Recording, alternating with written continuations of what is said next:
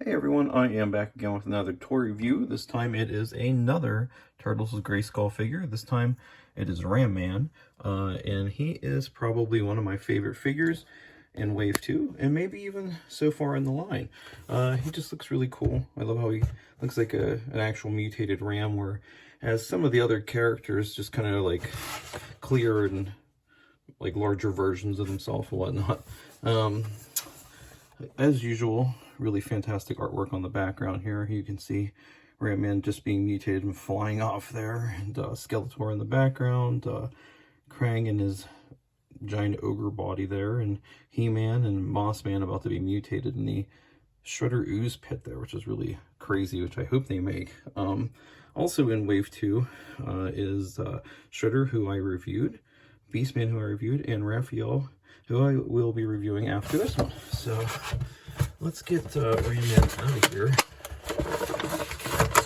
Check him out. Bring him from his plastic prison. Right. And all of these figures come with a little mini comic. This is the second issue. It comes with all of the Series 2 figures here, so that is really cool. And he also comes with a little piece of paper that is instructions and shows you what pieces on Ram Man are removable. As it states here, the grayed out pieces will come off. He does come with 2 weapons also. He comes with an axe, a double-sided axe, and a one-sided axe. It looks like they plug into each other here, so you can do that. Have him have like one weapon, which is really cool. So there's that. Ooh. Well, they're not kidding that he comes apart. So let me get him back together here. Goodness. So his like skirt area piece goes flying off here. So let's see. He is really cool. I love his hooves. He's really definitely mutated here. I forgot to mention on the back of the box, it says a little bit about him here. It says, Ram Man did not hear his assailant's attack. It was as if the wind suddenly choked him out. He awoke covered in ooze, and he opened his mouth to speak and only heard a bah come out of his mouth. All he knew was he had a master, and his name was Krang. There you go. So, yeah, definitely one of my favorites. He has a lot going on here. Try to check out his head first, because it's something I really wanted to look at. Yeah, it looks like the horns on his head are part of his mutation. I wasn't sure if they were like part of the helmet or not, but they are like going into his head. So it's really cool. The goatee is actually part of the sculpt as well. It's just painted black. The helmet is a separate piece of plastic that is glued in onto the head. It does not come off. So, but it is done in separate pieces though. So it has like a slit there. Actually, yeah, it looks like it's on one piece. Yeah, it looks like it was like plugged down to the top of the head. And the horns are separate and they're plugged into the sides here. So there's that. He has this armor on, but it is, well, it's a separate piece of plastic not connected to his outfit. And the chains too, like this whole, all the silver area, it's actually like glued into place and cannot be removed from the body. Now you can take it off.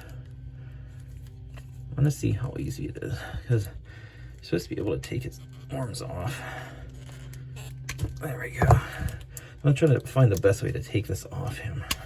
And you take his arms off, but it's not, I try to squeeze him out there. Yeah, see, there you go. So you can take this off that way. I feel like that's the best way. If you want him to not have that on, I don't see why you wouldn't though. I mean, unless you want to have like the exposed mutagen veins going on there or whatnot. But yeah, you've got options, which is cool with this guy. So let's plug his head back in.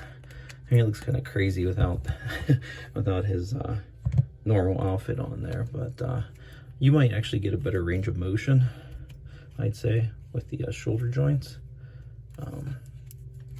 Yeah, 'cause that's a plug and a like a swivel joint there. Same thing with the elbows, rotates all the way around. Same thing, plug in and swivel joint in the wrist. It looks like his bracelets are actually sculpted onto the arms and they're painted. They're not a separate piece of plastic. As you saw when I took him out of the box here, this comes apart and his like skirt area comes off also. So you can have all this, you can put this on somebody else if you want, I guess. And he has a pretty interesting sculpt underneath here. Modern hip joints, but they don't really do much because of the way the body is sculpted, so you can't really get too much range of motion there. Then he has a peg and a swivel joint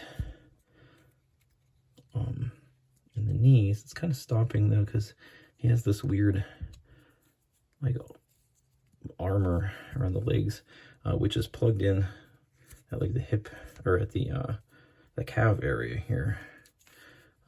Same on both. Then he's got a hinge and a swivel, which is nice on the feet. Good stuff. We're gonna put this all back on him. This ought to be interesting. Okay, bear with me here. Oh, all this stuff comes off really easily, so you can just see, pop that right back in there. So I feel like that's the best course of action to take with that. There we go. Get these arms back in him here. So now I'm having trouble getting that back in. I'm gonna take that out, put the body on. There we go. And then I'm back together here. Let's put his head on. Put your head on straight, Ram Man. All right. And I love that he is the literal ram now. Very cool. All right, so that arm is back in. Whoa. There we go. All right, got them together. And I just kind of want to see how he looks with the weapons in hand. Now he's got like mutant hands as well, which is really cool. He's definitely my favorite so far. Definitely. All right, so he's got that. You can have him holding one axe here. This one, oh, I think you're supposed to put this one. So the way this is, see how it's like a thinner stick, and he only has a hole in this hand. So you can do that one like that. And then he can hold this one here. Got to try to move the hands. And see, the problem is these hands aren't that soft to plastic. So, but you can, if you work it a little bit, you can get them in pretty easily. There you go. So that is Ram Man. I wonder, not that you can't connect them while he's holding them, so you would have to have them in this hand here like that if you wanted to have him holding his weapons together. So, but I personally think it looks much cooler with him holding them both in both his hands. I think that looks much cooler.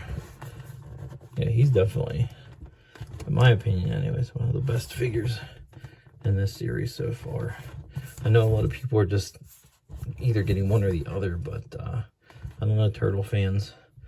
Speaking from this turtle fan, I think this guy's pretty sweet. So, so far, reviewed quite a few other characters. I'll bring them in here. We've got Beastman in samurai armor here. Just helmet does not want to stay on, so. And we got old Shredder. I start losing, not having enough room to put all these guys on here. We got, who else? Mouse Jaw here. We're gonna start putting them in front of each other because running out of room, man. And he comes with a cool little mouser. We've got Heman. He-Man. All right. What else? We got Donnie. Yeah, see, we're running out of room here with the good guys. There's so many bad guys in this series here. Man-at-Arms and Leo. My goodness. We'll put Man-at-Arms in front of the turtles. Man-at-Arms is probably my least favorite so far. Kind of wish he got mutated. Maybe he will eventually in the story. I think that'd be pretty awesome. But yeah, wow. This is everyone so far that I've reviewed in the line. Thank you so much for watching. Until next time, have a good one.